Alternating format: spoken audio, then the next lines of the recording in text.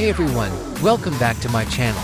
Today, we're diving into an incredible story of faith, resilience, and courage that starts in a time of great turmoil.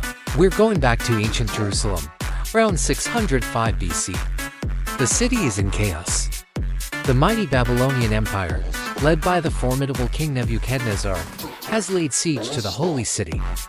Imagine the fear and uncertainty gripping the people as this superpower flexes its muscle. It's a pivotal moment in history, a clash of kingdoms, and for the people of Judah, it's the beginning of a long and difficult journey. The siege is successful, and Nebuchadnezzar doesn't just conquer the land, he aims to assimilate its brightest minds into his own empire. This was a common strategy for ancient conquerors. You don't just take the treasure, you take the talent. You weaken the conquered nation by removing its future leaders and strengthen your own by integrating their intelligence and skills.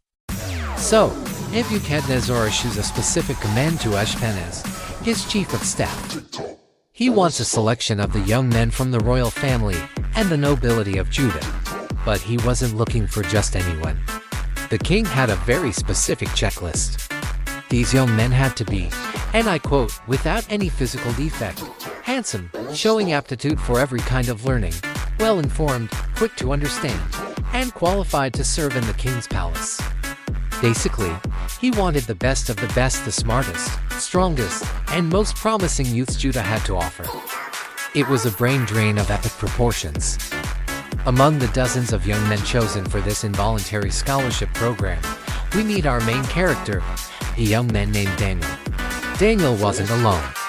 He was with his three friends, whose Hebrew names were Hananiah, Mishael, and Azariah. We'll get to know them better by their Babylonian names later on: Shadrach, Meshach, and Abednego. For now, just picture these four friends, teenagers likely, ripped from their homes, their families, and everything they've ever known. They are marched hundreds of miles across the desert to the sprawling, magnificent, and utterly foreign city of Babylon. Arriving in Babylon must have been a massive culture shock. Jerusalem was the center of their faith, built around the temple and the worship of their god. Babylon, on the other hand, was the heart of a pagan empire. It was a city of incredible architectural wonders, like the famous Hanging Gardens and the towering ziggurats dedicated to gods like Marduk. The culture, the language, the food, the religion, everything was different. It would have been incredibly intimidating and isolating for these young captives. The king's plan was a 3-year intensive training program. The goal? To turn these Hebrew boys into Babylonian courtiers. They were to be taught the language and literature of the Babylonians, which included complex subjects like astrology, divination, and the intricate mythology of Mesopotamian gods. The end game was for them to serve in Nebuchadnezzar's own court, advising him and helping to run his vast empire. It was a prestigious position, but it came at a cost: the complete erasure of their original identity. The first step in this assimilation process was to change their names. A name in the ancient world wasn't just a label, it was a core part of your identity, often reflecting your family's faith. Daniel's name meant God is my judge. But the Babylonians gave him the name Belteshazzar, which likely means Bel, protect his life, a name honoring a Babylonian deity. His friends were also renamed. Hananiah, meaning the Lord is gracious, became Shadrach. Mishael, who is what God is, became Meshach. And Azariah, the Lord has helped, became Abednego, meaning servant of Nego, another Babylonian god. This was a deliberate psychological move to sever their connection to their heritage and their god. Next came the issue of food. The king provided for them directly from his own table. This sounds like a great deal, right? Royal cuisine, the finest food, and wine in the entire empire. But for Daniel, this presented a huge problem.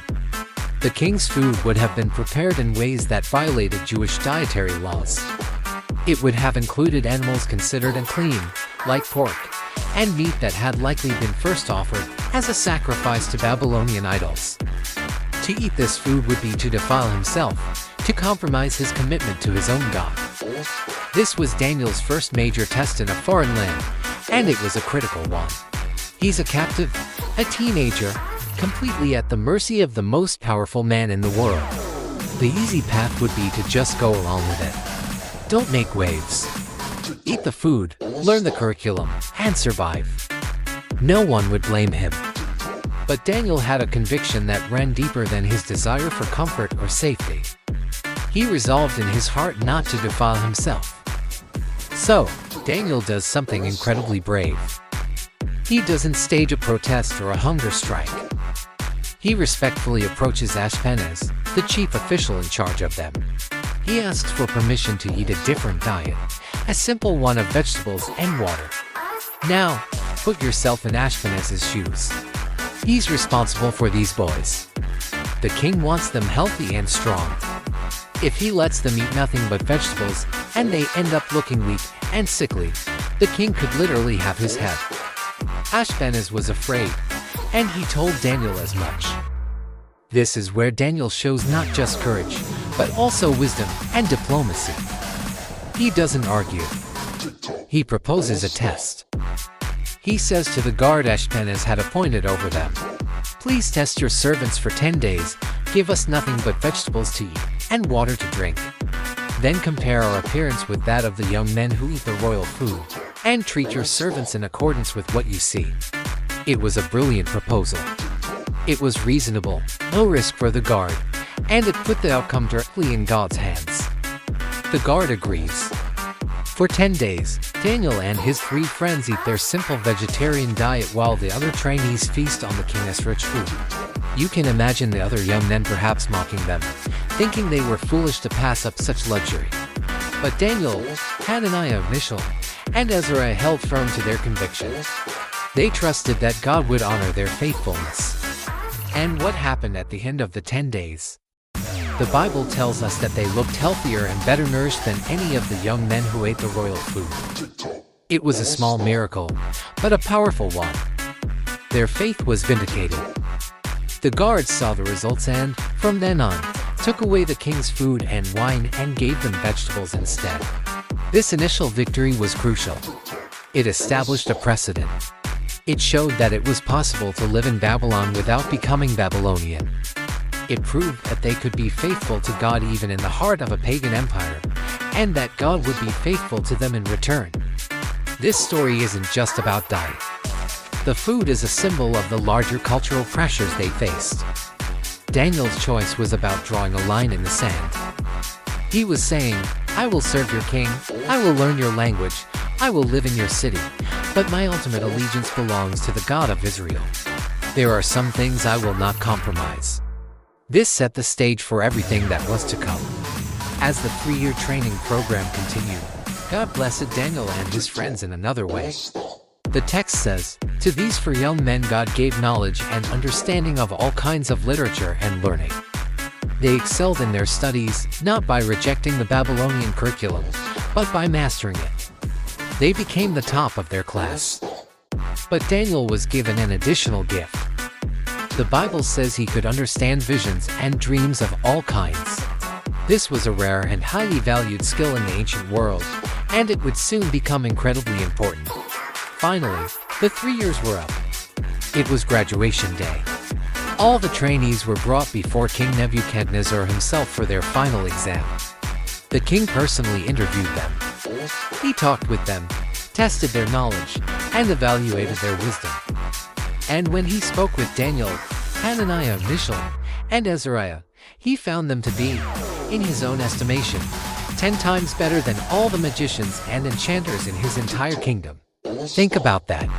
These 4 young Hebrew men, who had held fast to their faith and refused to compromise, didn't just pass the test, they blew it out of the water. They surpassed the most experienced and respected wise men in Babylon. The king was so impressed that he appointed them to serve in his royal court. They had successfully navigated the treacherous waters of assimilation. They were in Babylon, but they were not of Babylon. So, Daniel's journey begins not with a dramatic showdown, but with a quiet, personal decision about what to eat. It's a powerful reminder that great acts of faith often start with small, everyday choices. By honoring God in this first test, Daniel and his friends set a course for their entire lives, a course that would eventually see them advising kings, interpreting world-changing dreams, and surviving fiery furnaces and lions' dens. Their story teaches us that you can thrive in a foreign culture without losing who you are. It demonstrates that faithfulness to God in the small things prepares you for the big challenges, and that true wisdom and excellence come not just from human learning, but as a gift from God. This initial chapter in Babylon wasn't the end of their story, it was just the beginning of an incredible adventure of faith. Thanks so much for watching. If you found this story as fascinating as I do, make sure to hit that like button and subscribe so you don't miss what happens next in the incredible life of Daniel. See you in the next video.